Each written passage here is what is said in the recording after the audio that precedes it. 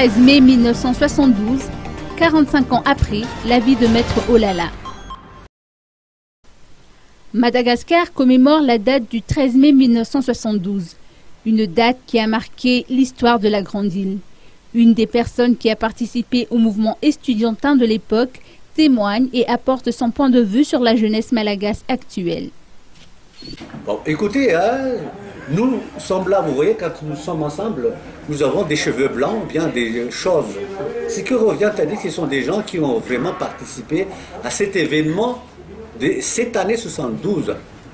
Et ces événements accaparaient surtout le profil des jeunesses dont je parle actuellement, des jeunesses qui n'avaient pas besoin d'être excitées à travers de l'argent, la mallette, je veux dire, ou bien des jeunesses excitées à travers d'opinion politique, ni non plus d'origine ou bien de tribal. Ce sont des jeunesses qui étaient convaincus, qui avaient leur confiance en eux-mêmes, que nous luttons pour une bonne cause. La cause, c'est pour des études à ce moment-là, parce que même l'accord de coopération flottait, ça n'arrangeait pas les vrais malgaches, parce qu'on venait d'être colonisés, on venait d'avoir notre indépendance. À ce moment-là, il y avait encore une ligne de conduite qui était édictée par les Vasas à ce moment-là, que par la suite, les étudiants n'acceptaient pas parce que ça les concernait. Par après, donc, tout le monde s'est révolté, surtout en ce qui concerne les étudiants.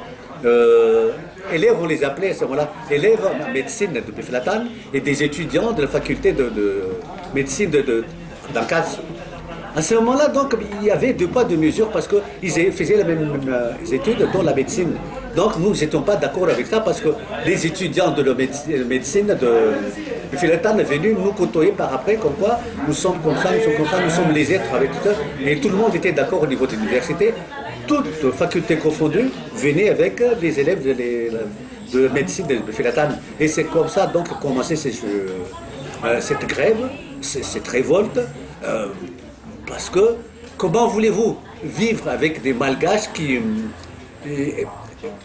sont séparés d'une façon clanique, ou séparés parce qu'il y a des bons malgaches et des mauvais malgaches, et des malgaches qui méritent d'être bien soignés, et des malgaches qui ne méritent pas d'être bien soignés. Nous, on n'était pas d'accord avec ça.